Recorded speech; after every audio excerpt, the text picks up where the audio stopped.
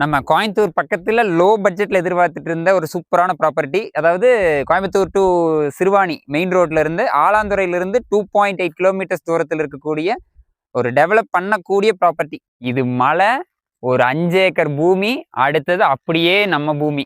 இதுல இன்னைக்கு வரைக்கும் கெமிக்கல் ஃபார்மிங்கே பண்ணாத ஒரு ப்ராப்பர்ட்டி. மிஸ் பண்ணிடாதீங்க.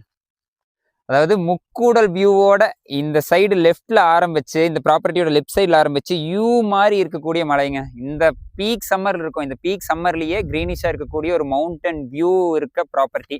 2.5 ஏக்கர் லேண்டு, பாக்ஸ் ஆன ப்ராப்பர்ட்டி. அதான் இதுல இன்னும் போரோ லைனோ கிடையாது. அண்ட் பக்கத்துல நியர்பை அங்க இருந்து வியூ பார்த்துட்டா ஈஷாவோட வியூ அங்க தெரியும். அண்ட் அது வெள்ளிங்கிரியோட வியூ. இந்தல வந்தோம்னா காரினிய காலேஜ்.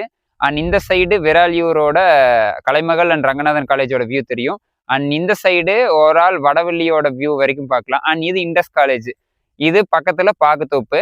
இது போரோ இல்லது அக்ரிகல்ச்சரல் பர்பஸ்க்கோ, கமர்ஷியல் பர்பஸ், ரெசிடென்சியல் பர்பஸ், அல்ல இன்வெஸ்ட்மெண்டல் ப்ராப்பர்ட்டி, இது எல்லாத்துக்கும் சூட்டபிள் ஆகக்கூடிய லேண்டு. இந்த லேண்டில் ஒரு பெனிஃபிட் என்னன்னு பார்த்தா, இதை பிரித்து வேணாலும் வாங்கிக்கலாம்.